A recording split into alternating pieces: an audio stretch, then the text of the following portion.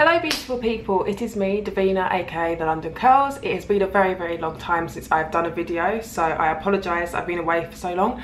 But I've been living my life in Dubai for 2 years, and for that very reason I thought I'd answer a few of your questions. I asked everyone on Instagram to ask any questions that they had on their mind about Dubai, and I got loads. Half of them were on teaching, because obviously around this time of year, if you have got a teaching job, first of all congratulations, but you will probably either have left already or within the next week or so will be on your way to Dubai. So obviously there's lots of questions about that, but also just general questions about the culture and what it's like in Dubai. So I thought I'd try and answer them all. Okay, so the first video, the video that I'm doing right now, is going to be on just general things about Dubai. And to make things easier for you, in case you don't like the sound of my voice and you just want to get through it sooner, you can look below at the different questions I was asked, and you can click on the individual questions so you can skip certain ones that are irrelevant and just get to the ones you actually want to hear. I'm just going to say right now, what I'm saying in this video is truthful to me. I haven't been sponsored by anyone, so anything that I recommend isn't because I have been sponsored by them or I've been asked to do that. I'm not trying to put anyone off going to Dubai, but thinking back before I left, or before even when I applied for the job, I think I would have appreciated just knowing all of the information. So I'm trying to be as honest as possible, so bear that in mind. What I'd like you to do, if you do live in Dubai or if you have any further questions, I'd love you to leave comments below. Let's start a dialogue going on, because I'm sure, just like always, not everyone's going to agree with me. So if you've got a different opinion, feel free to let people know below, and please rate, comment and subscribe. So to start off with, first question was, is it expensive to live there? Rent, taxes, groceries. Okay, so yes and no, and I can only speak from the perspective of a teacher. The majority of teachers in Dubai do get accommodation included, so that meant that I never actually paid rent. So rent I can't really talk on. I do think that it's quite competitive with other cities like London and New York. I actually think it's a little bit cheaper than London, because London is ridiculous, if you didn't already know, with how expensive things can be. So rent I can't really say much on, I'm not the best person to ask. Taxes, well, the beautiful thing about Dubai is when you work in Dubai, it is tax-free. So that means you are taking home more money than you would be in your home countries. Now, I'm saying specifically in your home countries for a reason, because what I am paid, or what I would be paid as a British person, because what you're paid is based on your passport, would be considerably more than someone who has an Indian passport. Now, if you know me as a person, yes, this is something that definitely bothered me, but again, living in Dubai, there's certain things that you kind of have to forego, or it's I don't know how to say and put this, but it's almost like you have to kind of block out, otherwise you just be constantly in your head like, but this isn't fair. But it's how it is, and obviously people have chosen to live there, and the money that people receive for their jobs is competitive compared to where they live.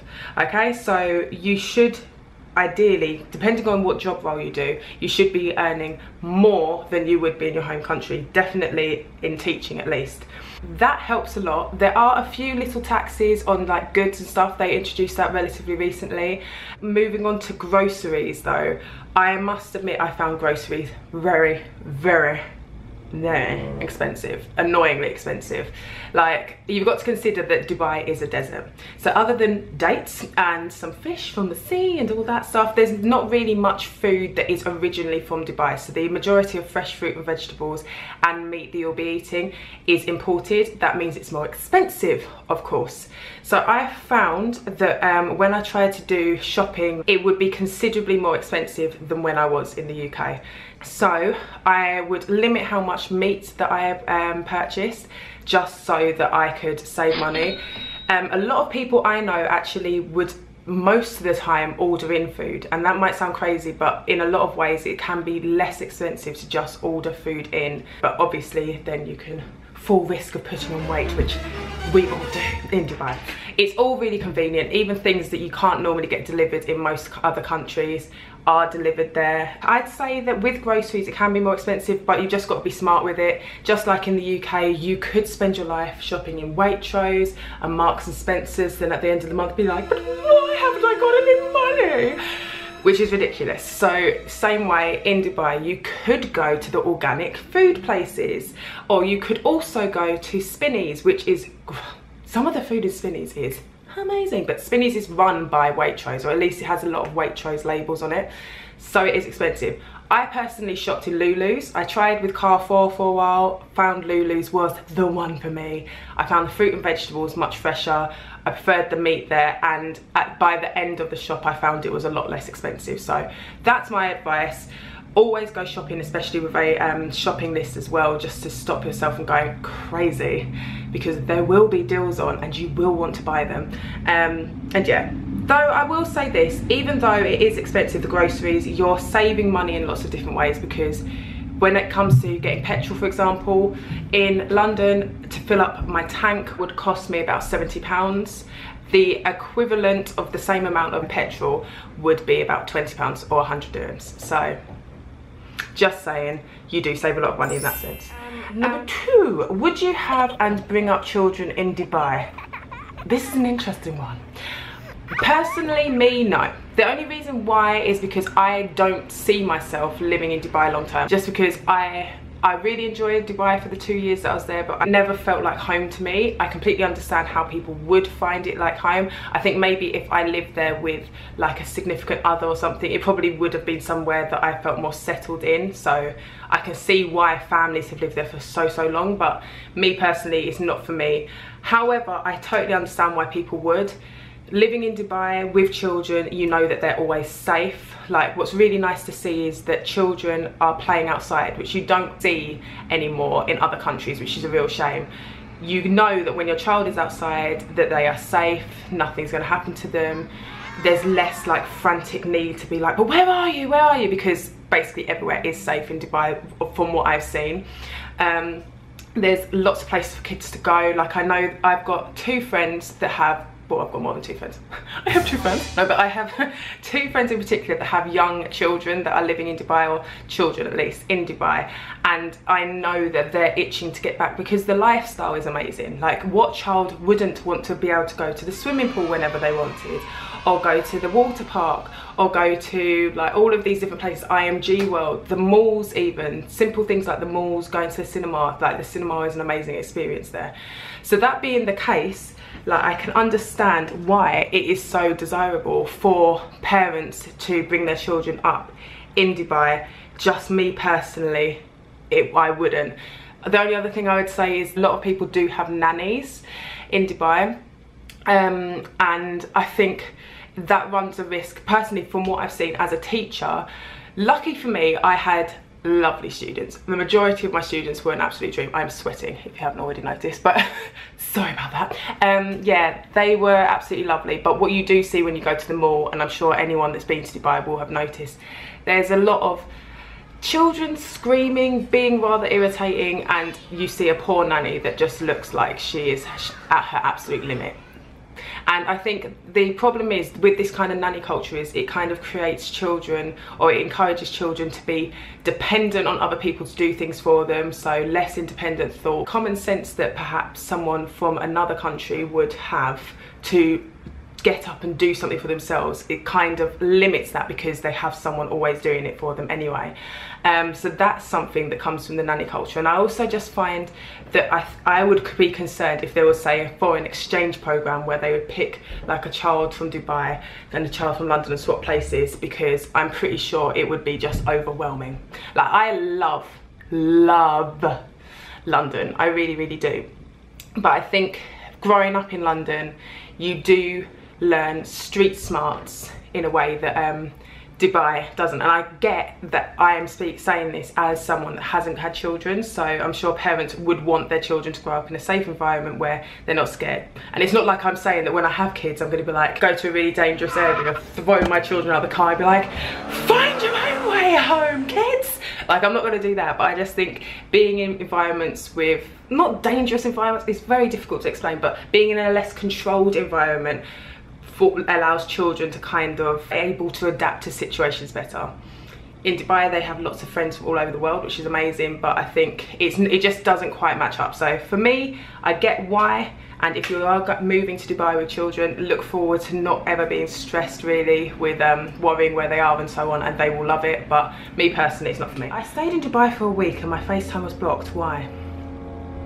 Well, aren't I glad you asked that question? Because the same thing happened to me. When I first got to Dubai, I took my UK iPhone with me, and obviously in the UK we have FaceTime, so I had the app. It wasn't working when I got to Dubai. Very odd.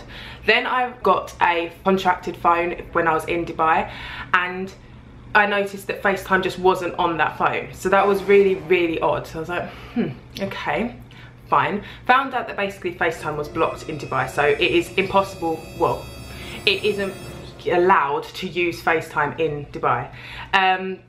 Also at the time I couldn't use WhatsApp calls, so that was really frustrating as well. I personally wanted to stay in touch with people back home. Like, I know some people, there must be a few people that are using Dubai as an escape to be like, I'm done, and will jump at the opportunity to not be able to contact people. But me personally, I wanted to be able to speak to my friends, and like voice notes doesn't have the same effect.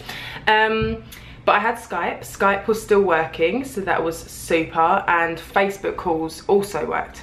So fast forward to January this year, I'd come back from the winter holidays, had some time with my family, my friends, all that jazz. Everything was great. Got off the airplane, got to my flat, and then I tried to make a call, and it was just a mess. Like, it was ringing. This is on Skype, ringing, but then when I was speaking to someone, it was just all gargled. So I tried it again a few times, checked online, and saw this article, and I will add the link to the article below. So basically they decided that all internet calling was banned. I can't tell you why, because I don't really understand why. I can just say that that is the reason why you couldn't get through. Ways to deal with that, obviously the voice notes, which is great for the most part, but if you're in the middle of a heated debate with someone, sending them a 5-minute long message, then waiting for them to listen to it for 5 minutes, and then for them to record a 7-minute message back, it doesn't have the same effect as just having an argument on the phone. Other than that, I know that at least to India, because I didn't try this myself, my friend from India did, there are call cards that you can buy. I know that with the two main telephone companies, Do, Etisalat, Virgin has come on the scene recently, but these are the two main ones for a long time. They also offer you the chance to use internet calling, but you have to pay for that. And you can use Botem and CC Me. I personally haven't used them. The only annoying thing that I can see with that is obviously you then have to tell the people from back home to download the app as well, which is fine if you're talking to them regularly, but if you, for example, were trying to have an interview with someone saying, would you mind downloading Botem, might be a little bit awkward. With those same telephone companies, you can get contracts where you do get international calls. I think my contract had like 100 minutes, but that literally can go like that for me because I like to chat, as you can imagine. Finally, the only other thing is, and I'm not suggesting this in any way, shape or form because it is illegal, a lot of people do use VPNs. So VPN, I'm not even going to attempt to try and explain it because my understanding of just technology is poor. But I believe it just basically makes it seem like you're in a different country, so you're able to connect to things.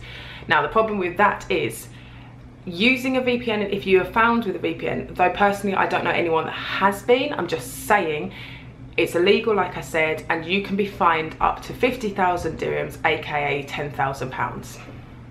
So that's something you don't want to do. So yeah, not great, very frustrating, I won't tell a lie, but I'm glad that question was asked, just because I know that if things were reversed, if it was me that was going out to Dubai, say this August for the first time, and I wasn't made aware before going that I was going to have a problem trying to FaceTime or WhatsApp call my loved ones, I would want to know that, and I'd want to be able to tell my friends and family. So please make sure you let your families know, and good luck with that. How do they treat non-Arabs? I know they're not great about LGBT stuff. Okay, So this starts like a handful of questions I got just about generally how you are treated in Dubai. All I can say is from my personal experience, other people might have had very different experiences, so again, please share below. I didn't experience any racism whatsoever. I don't know whether it's because of my accent, whether once people heard I was British, they gave me a certain level of respect. I'm not sure, but I didn't receive any racism. I didn't receive anyone being particularly horrible. I'd like to briefly touch upon the LGBT stuff. That for me was a little bit difficult. I guess was a bit naive before going out there. I just didn't really think about it too much. But me personally, I have friends and family that would identify as lesbian, gay, bisexual, transgender, queer, plus. Okay, so I have friends that are part of that group. And so I never heard anything particularly homophobic, but it is illegal. It's illegal. I know that, what's her name, Gigi, transgender woman, wasn't allowed to enter the country, for example. I'm sure that gay people do exist in Dubai, but it's definitely not out in the open, and by no means is there going to be a gay pride anytime soon. It's not legal. It goes against the law. So, and that was again a be quiet and don't say anything kind of thing, but it's something to consider, especially if you do identify as LGBTQ, because that might be a sign that you should go to perhaps a different location. How did you find living in Dubai as a black woman? Again, only thing I would say is getting your hair done is a bit of an issue. Obviously, hair is important to me. I couldn't find the hair products, which was very frustrating. So if you're coming out, please buy the products in advance. That's my top tip. Buy the products in advance and bring them. And every time that you have a visitor, get them to bring you more hair products. Trust me, you'll be grateful. Also, just getting my hair done. There are Afro hair salons out there, but they can be quite expensive, unfortunately. I'd say that even though some of the salons are amazing in Dubai, so Afro Diva Hair Salon does an amazing job, the amount that they charge in comparison to what I was used to is quite expensive. You can have people come to your house, which is much less expensive, but obviously you're not getting the salon treatment. So it's worth talking to people, finding out who is getting the hair done, where they're getting it done. If you do just want to pay the money, I must say that Afro Diva does an amazing job, especially if they do great wigs and so on. But if you want to save money, it's probably best you talk to people, look around and see who is doing hair. Is there a strong black community? I want to connect with a group. Okay, so I want to put your mind at ease, because I know when you go to a new country, you want to see and be around people like you. You want to have like reminders of home, you want to feel comfortable, and there are black people in Dubai, so don't you worry, okay? And I had many friends from all over the world there, but I also had a group of black and mixed race girls, mostly from London. So I always found that there was a group there. The good news about Dubai is most people are expats, or most people are from different countries, so they're more open to talking to people. Just like when you first went to university, if you ever did, and everyone's really scared when they first go, but everyone's in the same boat, so they want to talk to people. It's kind of similar. You will find it quite easy to talk to people, so I wouldn't be worried about that. There's plenty of events on that you can go to where you'd be able to meet people that perhaps have similar interests in you, so like comedy events. I know they have like Destination Dubai, so that's like a huge influx of like mostly black people there you go, from London and America that come over once a year. There's nightclubs, there's just loads of stuff, loads and loads of stuff that you can go to. I think there's even spoken word and stuff like that, so just check it out, and I wouldn't worry about that. But what I would say is I'd give you advice. Use this as an opportunity to open your eyes and open your heart to different people. Like, you're going to be going to a country where there are people from countries that you will never ever have the opportunity to meet before. I'd never met someone from Azerbaijan, from Uzbekistan, and I met plenty while I was in Dubai. There's so many different countries, people from Africa, Europe, parts of Europe that perhaps you haven't traveled to before, Asia and so on. Use it as a chance to get to know everyone, and don't kind of feel like you can't integrate or speak to different people. Just be open to making friendships with everyone, but also be aware that you will meet your tribe, or you'll meet your group of friends there as well. Just keep your mind open and they'll come. Right, do you know of any meetups in Dubai outside of work for new expats to meet people? When you first go to Dubai, if you're a teacher, you're in a good situation, because it's like all going at once, especially if it's a new school, so it'll be very, very easy for you to meet people, and just generally if you have a job, then it'll be easy to meet people as well. But if you do want to meet up, you can download the Meetup app. That's a way that you can go to different clubs, you can go to free yoga, whatever it is, and that's a really good way for you to just meet people and to interact with people, so I'd give that a go. Also, you can go onto Facebook, there's plenty of groups, there's like loads of expats, like British people in Dubai groups that you can join onto. You just literally need to search it, and then like they're mostly closed groups, but you can just join, and loads of people are talking on there about stuff that they get up to and so on, so that's a really easy way for you to meet friends. But yeah, I think those two are the main ways, but also just again going out, like allow yourself to be open to things, going to different events, different places, and more often than not you'll end up speaking to someone very random and you'll make friends, so give it a go. Culture, people, weather, food, everything. Vague. Culture is interesting. It's actually interesting. Being a teacher, we learned a lot about like the Emirati culture and so on. I think what's amazing is how much Dubai has progressed in less than 50 years of like the United Arab Emirates being, and it's just literally shot up since then. It does mean that there is a lack, I'd say, of like old architecture, but yeah, there's amazing things you can go to, like beautiful places. Abu Dhabi's like the Grand Mosque, Sheikh Zayed Mosque is stunning, for example, so I'd recommend that. People are really nice, like I said, everyone is out living their life and wants to make friends, so you will make friends and they're nice. Weather is hot, so hot.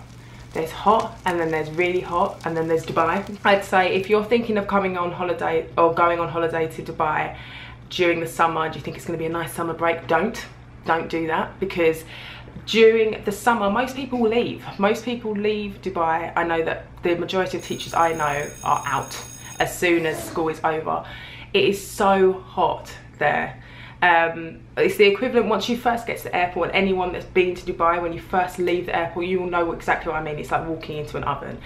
I'd say the best time of year to come is between around October, that's when things start to get a little bit cooler, until around May. So May is starting to get really quite hot, but those are the months, the key months to come. Everything gets a bit cooler, it's more manageable. Outside beach clubs, outside nightclubs and so on, they start opening. So that's a good like gauge of when you should be going or not. Whereas when it's the summer months, so between like May through to September, it is so painfully hot. I'm talking 45 degrees during the day. I mean, there's obviously lots of aircon everywhere, but if you're going for a beach holiday, it's not worth even attempting it. I attempted it in the first few days of being, like, when I arrived in August. Me and a group of the other like fresh-faced teachers that got there, we decided to go to a beach club. It was the only beach club that was open, which should have been a sign that it wasn't the best time to go. The sand was burning our feet. We ran into the sea. It was like being in a hot bath. Like, it is hot. Also, if you're not Muslim, okay, and your aim is to come on holiday and you want to go to nightclubs and you want to go to brunches and all that stuff, and you just really want to go out and lie on the beach and so on, I wouldn't recommend coming during Ramadan, because Ramadan is a religious holiday. The majority of the country is Muslim. That being the case, and it having Muslim laws, we have to abide by them.